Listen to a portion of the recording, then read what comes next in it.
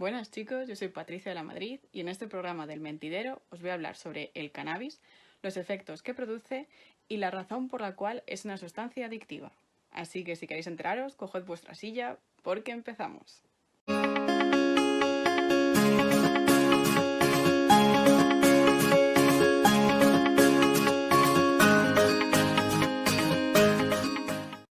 ¿Qué tal amigos? Bienvenidos un día más al Mentidero. Hoy tenemos nuevo programa de la sección de ciencia y hoy traemos un tema que está en la calle literalmente porque es una cosa que se mueve mucho y es el cannabis. Un tema muy apasionante para, para gente que está en contacto con la materia, aunque ya empezamos recomendándoos que no consumáis este tipo de drogas, pero porque luego vamos a analizar todos los efectos y consecuencias que tiene. Pero antes de nada vamos a pasar a presentar a nuestros colaboradores del día de hoy. Empezamos contigo, Patricia de la María, ¿qué tal?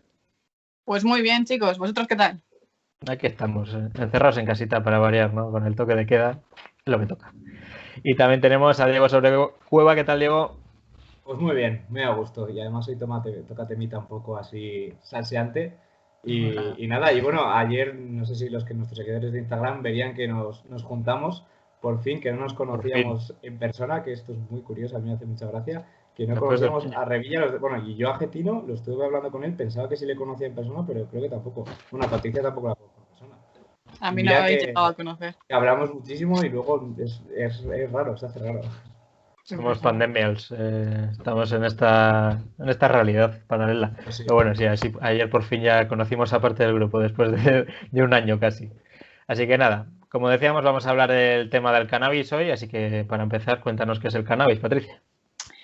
Vale, pues con la palabra cannabis podemos estar refiriéndonos o bien a la planta de cáñamo, que tiene tres especies, cannabis sativa, cannabis indica y cannabis ruderalis, o bien a la preparación que se obtiene a partir de estas plantas y que se consume o bien con fines médicos o bien con fines recreativos. Además, es considerada una droga depresora del sistema nervioso central, como son también el alcohol y la heroína. Aparte de esto, esta planta del cáñamo, el cannabis, contiene unas sustancias químicas que se denominan cannabinoides. Los cannabinoides más famosos, más investigados, más conocidos, digamos, son dos. Uno es el THC y otro el CBD, que seguramente a muchos ya os suene. THC en realidad son las siglas de tetrahidrocannabinol, que me lo tengo que apuntar porque no me sale el nombre. Tetrahidrocannabinol. El latín a los de ciencias se os atraviesa lo que tiene. Pero qué latín si es formulación. Sí, no, formulación, bueno, como son nombres de estos científicos así, de latín, griego, a vosotros muchas veces os quedan ahí, el canis lupus y estas cosas os atraviesan. No, eso se saca fácil, pero jolín, tetrahidrocannabinol, no mucho. Bueno, el caso es que eso, el THC es la sustancia cannabinoide que posee efectos psicoactivos. ¿Qué significa que posea efectos psicoactivos? Pues implica que puede afectar al funcionamiento de nuestras neuronas. Y al final, el THC es la sustancia principal y, bueno, la principal causante de todos los síntomas que asociamos al consumo de cannabis. Y luego, en segundo lugar, tenemos el CBD, que es el cannabidiol, en el cual pues, esta sustancia es tanto sedante como ansiolítica. Esta es un poco ya más la más terapéutica, ¿no? Podríamos decir, y el THC es un poco más la recreativa, por así decirlo. La que le gusta más a la gente. Dices que afecta sobre las neuronas el que le queden neuronas después de lo que se fuma mucho. Eso también es otro problema. No podemos llegar a decir que el THC sea el único causante de los síntomas del cannabis, pero sí que se ha visto que es uno de los principales agentes causantes. Vale. Iba a preguntar yo, ¿cómo afecta exactamente porque has dicho afecta a las neuronas, pero cómo funcionan exactamente qué síntomas provoca esto? Pues los síntomas yo creo que son bastante conocidos por la mayoría de personas. Tenemos los síntomas de euforia, relajación, bienestar, aumenta la sociabilidad, nos sentimos eso como más locuaces también, ¿no? Por decirlo de alguna manera. Pero sin embargo, estos síntomas siempre van acompañados de unas alteraciones sensoriales que muchas veces no llegamos a percibir, como puede ser alteraciones en la percepción del tiempo, ¿no? Pensamos que igual ha pasado más tiempo del que ha pasado o que ha pasado menos del que ha pasado. También nos volvemos más lentos, nos volvemos también más torpes, aumenta el apetito en algunos casos también. Eso es muy mítico, ese efecto también. A veces se pierde la memoria también. Es alguno de los síntomas que puede conllevar su consumo. Y el proceso así... bueno, Diego. Yo te voy a preguntar una cosa más. No sé si sabrías responderme, Patricia, porque se me ha ocurrido ahora. Entonces, ¿qué ocurre exactamente cuando alguien le da el conocido amarillo, blancazo, cuando a alguien le sienta mal la marihuana? Porque siempre se ha dicho, vamos, una cosa que siempre dice todo el mundo es que no te puedes morir por fumar marihuana. O sea, a priori, a diferencia de un coma, no te puede dar un coma etílico o algo parecido, pero sí que todo el mundo conoce, vamos, todo el mundo que tenga un poco de cultura MDLR, pues sabrá que si no eres muy MDLR, pues te puede dar un blancazo o lo que se conoce como un amarillo. Y no sé si me podías decir qué pasa exactamente. Pues a priori, yo diría, lo iba a mencionar más tarde, pero realmente lo que se ha hecho con el cannabis a lo largo de las últimas décadas es enriquecer su composición en THC, que es la sustancia que hemos dicho que es psicoactiva. Esto lo que puede llevar es a que la gente que no ha consumido, que no consume regularmente y lo pruebe por primera vez, quizás eso le dé ese chungo, pero claro, el contenido en THC es bastante más elevado de lo que debería ser. Otra cosa que puede ser también es una predisposición genética o una que lleve como eso, a una intolerancia, que sean bastante sensibles a ese consumo. Molaría que eso, intolerantes a la lactosa e intolerantes a los porrillos, ¿eh? O sea, alguna madre firmaría que su hijo fuera intolerante a este tipo de cosas, yo creo. No, yo hace bastantes años, hace 5 años así, recuerdo haber leído alguna noticia diciendo eso, que algún alérgico al polen había eso, pues consumido cannabis y que eso, que le había dado... No sabía qué tipo de polen era el que le daba alergia.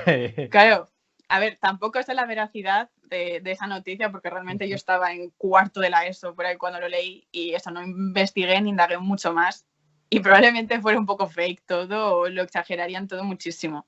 Bueno, no sé decirte, ¿eh? O sea, en este punto, si te soy sincero, porque lo que se fuma es el cogollo de la planta. Entonces, no sé hasta qué punto le puede afectar a alguien que sea alérgico al polen, al otro polen, a todo el polen en general. No sé muy bien cómo funcionará. Pero sí, vamos, también no sé si me puedes profundizar, estoy un poco preguntón, pero hago el papel de defensor de... Que no sé si me voy a explicar exactamente, porque sí que yo solo se lo había leído mucho el tema de que cada persona afectaba igual, que no sé si te quieres meter ya en esto, pero el tema de que había gente que tiene predisposición a sufrir algún tipo de enfermedad y que esto se lo puede potenciar, este tipo de cosas, es decir, que cada persona es un mundo, el tema de reaccionar, que no es como igual puede ser el alcohol, que a priori yo creo que más o menos todo el mundo, salvo que hay casos y casos, pero que más o menos todo el mundo tiene una tolerancia más, o sea, yo creo que se calcula mejor, ¿no? El tema de, sabes más o menos que lo que cada uno tiene su límite, que creo que con la María es un poco más, que aparte luego no fumas siempre la misma María, no es como un destilado que digas vodka. Sí, además también varía mucho dependiendo cómo la ingieras. O sea, si lo haces a través de alimentos, no sabes cómo controlar la dosis. Ahí vienen los sustos. Claro, no eres lo suficientemente consciente en tantos gramos no me va a hacer nada, pero tantos gramos me voy a pasar. Si la fumas, aparte de que es más rápido, madre mía, es que parece que lo estoy vendiendo. No, por favor, no os droguéis. No, pues pondremos un cartel. Mucho no. Pero eso, si se consume eso, mediante cigarrillos, el efecto es más rápido y sí que se tiene más control. Los accidentes suelen venir sobre todo cuando se ingiere, pues eso, en ciertos alimentos, en preparados. Sí, que esto no sube, sigues comiendo y al final te pega el bombazo y pasa lo que pasa, claro. Bueno, estábamos hablando de los efectos que produce el cannabis, pero cuéntanos un poco cuál es el proceso en sí de cómo afecta en el cuerpo. Pues bien, cuando nosotros consumimos el cannabis, ya sea eso, pues bien a través de alimentos o bien fumándolo, finalmente el THC es absorbido y llega a nuestro cerebro. Bueno, el THC y el resto de cannabinoides, vaya. Y en nuestro cerebro es cuando se une a unos receptores que se llaman receptores cannabinoides. Y en ese momento es cuando ya empiezan a hacer que estos receptores funcionen mal. Y por tanto es cuando se desencadenan todos esos síntomas que he mencionado anteriormente. Diego. Yo estoy hoy súper curioso, la verdad. Como con ganas. Que yo tengo una duda. ¿Podría esto, porque entiendo que al ser unos receptores sí se pueden atrofiar? Y aparte liberas dopamina cuando ocurren estos procesos, vamos, cuando recibes como placentero tal. Yo sí que, sí que he conocido gente que tenía mucha tolerancia a la marihuana, a base de fumar mucho tiempo, pues evidentemente cada vez les costaba más colocarse. No sé si de alguna manera también se te puede viciar, por así decir, la segregación de dopamina, es decir, que llega un punto en el que te cueste ser feliz, porque al final la dopamina es la felicidad es un proceso químico. Sí. De hecho, ese es uno de los efectos. O sea, el consumo de cannabis, como el de otras muchas drogas, conlleva una liberación de dopamina por parte de... Bueno, la dopamina es un neurotransmisor, ¿vale? Que produce nuestro cuerpo y está asociado a la adicción. O sea, esto quiere decir que si consumimos repetidamente cannabis, lo que vamos a llegar a conseguir es una adicción y además una tolerancia a los efectos de esta droga. Por lo tanto, vamos a necesitar más concentración de THC, más concentración de cannabis para poder experimentar los mismos efectos que experimentábamos en un principio, digamos. O sea, que ahora a los yonkis, en vez de yonkis, les vamos a llamar adictos a la dopamina o a la felicidad, ¿no? Que queda más poético igual. Sí, para evitar estigmas, ¿no? Cosas de estas. Suena un poco a en Mr. realidad, Wonderful, la ¿no? dopamina lo que hace es provocar esa adicción. Claro. A mí me ha llamado la atención esto de que haya unos receptores solo para este tipo de sustancias. ¿Cómo va el tema? A ver, cuéntanos. En realidad, esos receptores están en nuestro cerebro, bueno, están en nuestro cuerpo porque nosotros somos capaces también de producir cannabinoides. En nuestro caso, no. Habrá que mucha gente que va a decir, ojo, espérate. No son ni mucho menos como los que posee el cannabis. Son similares químicamente hablando, pero en nuestro caso se denominan endocannabinoides, ya que los producimos nosotros, los produce nuestro propio cuerpo, y están asociados con el hambre, el dolor, el humor y la regulación del sueño. No te queda... Realmente no tienen. Claro, entonces esto es lo que se crea, es un sistema endocannabinoide. O sea, nuestro cuerpo produce esos cannabinoides, se unen a esos receptores y eso, pues todo lo que tiene que ver con el hambre, el sueño y demás, se regula, digamos, de una manera normal. Cuando consumimos cannabis, lo que ocurre es que a esos receptores, en vez de unirse nuestros endocannabinoides, se van a unir el THC y el CBD. Por lo tanto, estamos eliminando, por decirlo de alguna manera, el funcionamiento de nuestro sistema endocannabinoide. Y es ahí cuando comienzan esos síntomas que he dicho, o sea, el aumento del apetito, esa falta de coordinación, ese aumento en la sociabilidad, esa euforia también, ¿no? ¿Y qué más efectos tiene el consumo de cannabis? ¿Cuáles son los principales efectos que tiene o las consecuencias que produce? Pues los efectos sobre la salud son principalmente dos. Se agrupan en efectos mentales, digamos, y en efectos físicos. Los efectos mentales se dividen a su vez en a corto plazo y a largo plazo. A corto plazo los hemos mencionado ya y es esa euforia, esa falta de memoria a veces, esos ataques también de ansiedad, incluso ataques de pánico, pérdida eso de la coordinación. Esto que es lo que implica finalmente es que, por ejemplo, si una persona que haya consumido cannabis coge el coche, pues es bastante probable que sufra un accidente. ¿Vale? O sea, igual lo mismo que conlleva el consumo de alcohol, si has bebido, no conduzcas. Pues si te has drogado, tampoco. Sobre todo efectos de pérdida de coordinación. Me imagino que sea el principal afectado dentro del sistema. Reflejos, también esa pérdida en la percepción del tiempo tampoco juega a nuestro favor. Entonces, eso. Si os drogáis, tampoco cojáis el coche, chicos. Sí, bueno, a ver, hay que cogerle buenas condiciones. Tienes que estar bastante fresco, como una lechuga, si no... Así es, que si no, que os lleven. Que os lleven y ya está. Y todos felices. Y luego, a largo plazo, lo que se ha visto es que el consumo de cannabis está asociado al padecimiento de enfermedades, bueno, trastornos mentales, no enfermedades más graves, como puede ser la depresión o la esquizofrenia. En este caso, de largo plazo, también se ha comprobado que juega un papel fundamental tanto la edad como la predisposición genética. El tema de la edad, bueno, viene reflejado a que si comenzamos a consumir cannabis de pequeños, se ha visto que hay más probabilidad de padecer esquizofrenia una vez pues, seamos más adultos. Y luego en la parte de la predisposición genética, pues son esos genes, ese material genético, ¿no?, que podemos tener en nuestro ADN, que puede hacer que seamos más susceptibles a padecer eso, tanto depresión como esquizofrenia. Que podemos tenerlos o no tenerlos.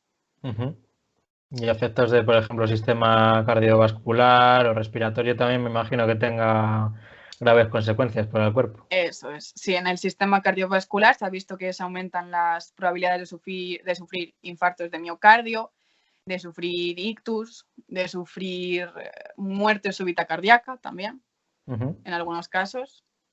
Bueno, de hecho no es moco de pavo. Es la taquicardia, ¿no? Hay mucha gente que tiene taquicardias por... Sí, le aumentan las palpitaciones, las pulsaciones. Pero eso, o sea, es que quería preguntar yo, ¿esto es... o sea, es decir, ¿es real o también está a veces? Porque yo creo que también a veces, no sé si a veces está en la cabeza también de la gente, que sí que es verdad que hay gente que se, como que tiene que no sé hasta qué punto es causa o consecuencia, es decir... Ya, que van muy condicionados incluso. Claro, que hay gente que va muy condicionada y ya pues siente que tiene taquicardias, que no sé qué, que, ¿sabes? No sé hasta qué punto puede ser real o funcionar, o sea, o ser, vamos, o estar en su cabeza. Bueno, no, en realidad, bueno, no tanto por su consumo, pero sí que por el síndrome de abstinencia. Sí que, bueno, el síndrome de abstinencia al final son todas esas síntomas que posee una persona cuando decide dejar de golpe pues, de consumir cannabis, ¿no? En este caso cannabis, pero puede ser cualquier otra droga, ¿vale? Sí. Sí que se ha visto con el cannabis que la gente sufre, pues por ejemplo, sudoraciones, temblores, eso, ¿sabes? Que siente como que ya no puede más, esa ansiedad. También tienen un estado de ánimo depresivo. No llega a ser depresión, sino... pero que no están eso del todo bien, se sienten eso, depresivos. Esto me imagino que vaya un poco vinculado a lo que nos contabas antes, ¿no? De eso, la gente que crea esa dopamina a través del consumo y que la dopamina, como hemos dicho, ya va asociada a la felicidad, en el momento que deja de consumir de golpe no es feliz, diciéndolo así a grandes rasgos, ¿no? Claro, y también hay que tener en cuenta que hemos no destruido, pero hemos dejado inactivo nuestro sistema endocannabinoide y está volviendo a su lugar. Está intentando otra vez volver a funcionar de la manera correcta. Y claro, pues si el consumo que tú llevabas era bastante regular, pues es posible que tu sistema endocannabinoide esté bastante fastidiadillo, digamos, y que le cueste más arrancar. ¿Y causa consecuencias, digamos, permanentes? O sea, es decir, ¿qué posibilidades de reparación tiene el cuerpo frente a...? O sea, es decir, porque yo entiendo que hay drogas que son muchísimo más destructivas, como pueden ser, no sé, la ketamina, es que tampoco sé decirte ahora mismo la heroína, por ejemplo, que te destroza, la cocaína también te deja los neurotransmisores un poquito cucú. Atrofiados. Pero... Sí, pues a nivel de síndrome de abstinencia sí que se ha visto que el del cannabis es más leve que en el de otras drogas, pero claro, los problemas o las consecuencias que acarrea a largo plazo, realmente si están hechas, si el daño está hecho, es irreversible, ¿no? Ya no vas a poder evitarlo. Otro de los daños a largo plazo es un mal desarrollo cognitivo. O sea, al final el sistema endocannabinoide, que yo creo que es lo que más voy a repetir en este vídeo, también está implicado en el desarrollo correcto de nuestro cerebro, digamos, ¿no? De nuestro sistema cognitivo. Entonces, si empezamos a consumir cannabis de pequeños, ese desarrollo cognitivo no se va a llevar bien a cabo y se ha visto que conlleva problemas de atención, de memoria y una falta de aprendizaje en adolescentes. La frase, esto traducido a cristiano, si fumas porros te quedas tonto. Entiendo, Sí, ¿no? al final esa frase no iba mal encaminada. Es que tiene parte de razón y la explicación Tiene es parte esta, de ¿vale? razón, sí. Afecta sobre todo en bebés y en adolescentes, como he dicho, pero realmente los adultos tampoco se libran. Que bueno, digo bebés, los bebés obviamente no lo van a consumir. No, pero me imagino que durante el embarazo puede afectar, ¿no? Claro, durante el embarazo o incluso también el propio humo. O sea, igual que nos podemos ver expuestos a humo de tabaco normal, pues un bebé también puede verse expuesto a humo de cannabis. Pues ya sabéis, no hagáis submarinos con el niño delante, que está feo. Vale, y ya por último nos quedaría un poco hacer referencia también a la parte, digamos, positiva, por así decirlo, que es el tema de los usos terapéuticos. Vamos a hacer menos los pepitos grillos, que estamos ya dando mucha... A ver, vas a por el ángel y el demonio, ¿no? Con los efectos negativos vamos a hablar de algo bonito, venga. Bueno, algo bonito. Bonito no es mucho. Pero os hablo de en España, realmente no. En otros países, bueno, en América es otro mundo completamente, pero en España se utiliza, es bastante común el uso para tratar náuseas y vómitos en el caso de personas que estén pues, siendo tratados con quimio, que son bastante agudas, y también se utiliza para enfermedades o para el tratamiento de dolor neuropático. El dolor neuropático es el dolor que se produce cuando nuestras neuronas han sido dañadas, como puede producirse en la esclerosis múltiple.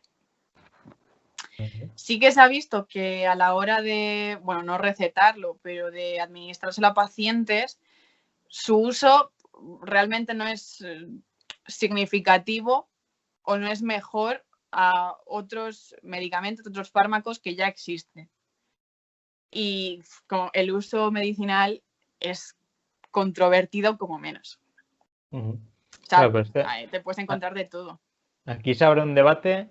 Opiniones. Se me ocurre a mí ahora mismo, ¿eh? Esto es una cosa que se me acaba de ocurrir. O sea, también los medicamentos en cierta parte, aunque sean artificiales, también crean adicción, ¿no? Entonces, es menos malo la marihuana o el cannabis por ser natural que el hecho de venir por parte de un medicamento creado artificialmente en laboratorio, porque esto me imagino que el debate vaya en torno por ahí, ¿no? A ver, yo os voy a decir mi opinión y aparte un poco de datos. Yo lo que tengo entendido, yo lo que había entendido es que sí que es cierto que lo del tema de recetar marihuana en detrimento de algunos otros medicamentos, es que sobre todo por el tema del procesamiento que hace el cuerpo, porque evidentemente los medicamentos que tú te hacen las pastillas químicamente, las cosas químicas, es el páncreas, si no me equivoco, o el hígado, por donde pasan cuando te metes demasiados medicamentos, creo que te puede dañar.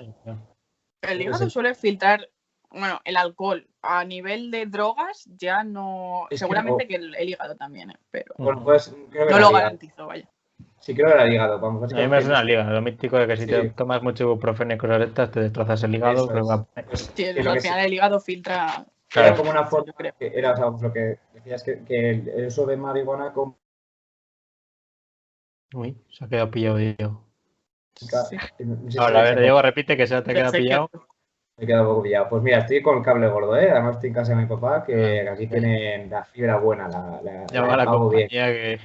Que te están timando. Yo no sé si es Skype, si es el... No sé qué es, la verdad, pero a veces no me quiere tirar.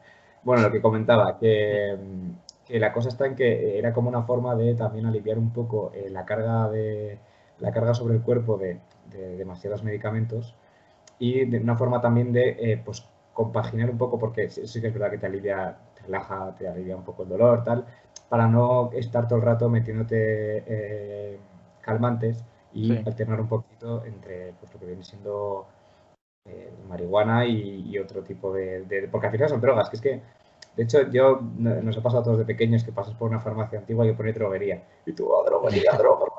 Y es que en verdad, al fin y al cabo, son drogas. Sí, o sea, es que... Y lo que echamos de menos todo es el Dalsy, que yo creo que hay algo raro había. El Dastosin. La toseína es adictiva. Tenía toseína. Y el Dastosin yo me acuerdo de codeína. cuando estaba con tos, un par de chupitos de Dastosin a funcionar. Ostras. Mira, ya que hemos abierto el debate, no sé si sabes, Patricia, un poco el tema de la codeína, ¿esto también crea adicción o no? ¿O lo tienes controlado o no? No lo tengo controlado ahora mismo, vaya, Bueno, tendré que pues ya tenemos buscarlo. tema de debate para otro día. ¿Puedo decir una cosa? Yo tengo entendido, porque yo tengo unas investigaciones porque hay que saber un poco de todo. Y, y lo que sí que es, en Estados Unidos sí que es verdad que el tema de la toseína se venden el jarabe para tos, que es una cosa que venden de hecho muchísimos raperos y tal, que lo que hacen es mezclar alcohol con jarabe para tos, porque tiene toseína. Y eso que es un derivado de la codeína, y entonces pues pega más fuerte básicamente. Pero aquí en España, no sé si es en toda Europa, imagino que el reglamento sanitario será más o menos, si no igual, bastante equilibrado en todos los países. Claro, yo aquí, bueno, a nivel Europa, me parece, la FDA solo ha dado el visto bueno a un fármaco que contiene cannabinoides, que contiene en realidad el CBD, porque bueno, el THC, utilizarlo en fármaco realmente no sería muy lógico, porque al final el THC es el elemento psicoactivo. Entonces sí que se investiga más en CBD. Y se ha utilizado eso para un fármaco contra la epilepsia. Lo que sí que se ha visto a partir de 2018 es la comercialización del aceite de CBD. Claro, es que eso también quería comentar, que sí que es cierto que aquí hay dos, como comentabas, aquí hay dos moléculas. Están por una parte el THC y el CBD. Se supone que la buena es el CBD, o sea, lo que tendría aplicaciones sanitarias es el CBD. Sí, sedante, bueno, no, la verdad es que no puedo sacar esa misma información porque fue una noticia que le hace igual un par de años, que era de unos hermanos, creo que era en California, que en California ya es legal el tema del consumo de la marihuana, que es que lo que se solicitaban que se legalizase el consumo, sobre todo para poder investigar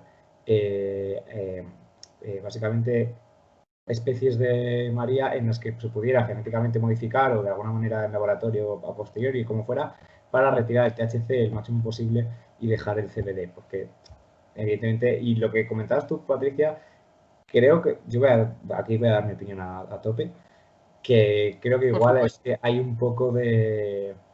A mí no sé si os parece así, ¿eh? Yo no sé si hasta qué punto es esto es un brindis al sol.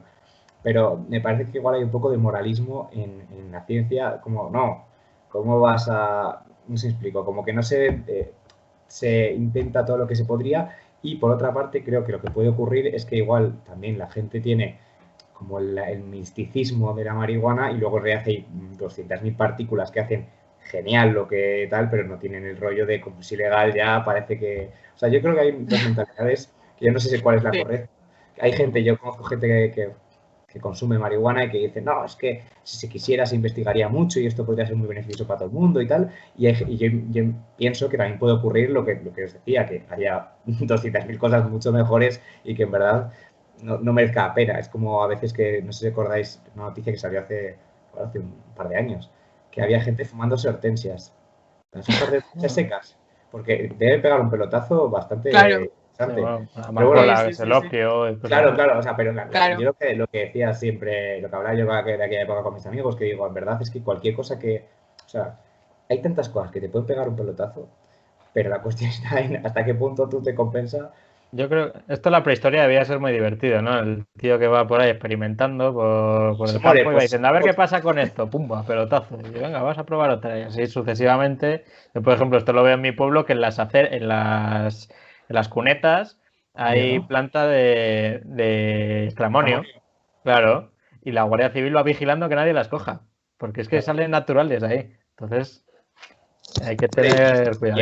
Y en América Latina tenemos el cáñamo salía en las cunetas como ortigas.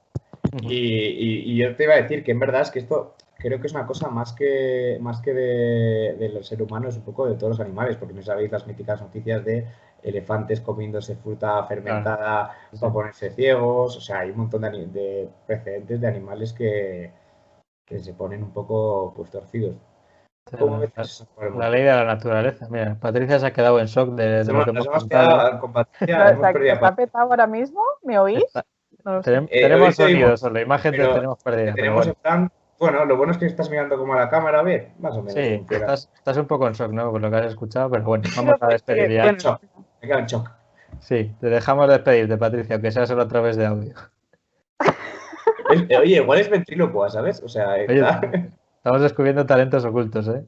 No, es que creo que no hay. Ah, claro, vale, es que he quitado la cámara, que soy idiota. Vale, Eso ya. sí, vale, Ahora te sí. hemos recuperado ya. Ya te hemos recuperado.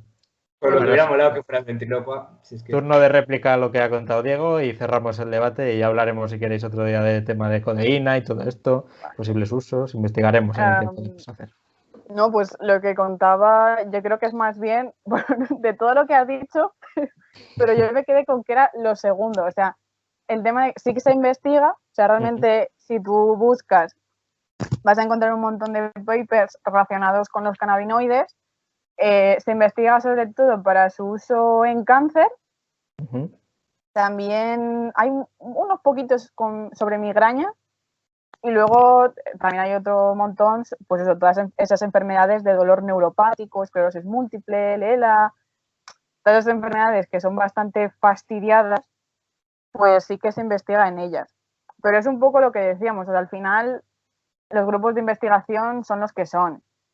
Y un científico se levanta un día y dice, voy a investigar en cannabinoides. Pues eso en realidad no va así. O sea, tú estás acotado a lo que investiga en el grupo en el que estés. No, es que yo creo que habrá mucha gente que intenta hacer un poco el doble juego ¿no? De, claro, es que como para justificar su propio consumo y muchas veces ya por el propio vicio que tiene, lo que hablábamos antes, ¿no? De esta adicción que se crea, pues intenta buscarse cualquier excusa. No, es que esto a mí me viene muy bien para la depresión, para no sé qué, y realmente lo que le ha provocado esa depresión es el consumo propiamente dicho. Entonces, claro, este juego es un poco sucio, yo creo. Así que nada, chicos, yo creo que con esta reflexión podemos cerrar el debate. Ha estado muy bien. Hemos expuesto tanto ventajas como consecuencias negativas que tiene el consumo del cannabis en el cuerpo. Y cada uno que tome sus propias decisiones respecto a esta materia. Ya sabéis que está prohibido por lo general y nosotros no vamos a ser los que os incitemos a consumirlo, ni mucho menos. Así que nada, ha sido un placer. Si os drogáis, sí, Patricia. no cojáis el coche, ¿eh? Eso sobre todo. Sobre todo que si os drogáis os afecte solo a vosotros. Esa es la principal consecuencia que puede tener. Pues nada, Patricia, Diego, ha sido un placer teneros hoy aquí con nosotros. Y a vosotros, suscriptores, muchas gracias por estar al otro lado de la pantalla. Y si no sois suscriptores, os animamos a serlo y que también nos sigáis en nuestras redes sociales, que nos hace mucha ilusión llegar a la cifra de los 200 ahí en YouTube, que la tenemos muy cerca. Nos vemos en el próximo capítulo. Guardad vuestra silla. Hasta luego. Hasta luego. Adiós.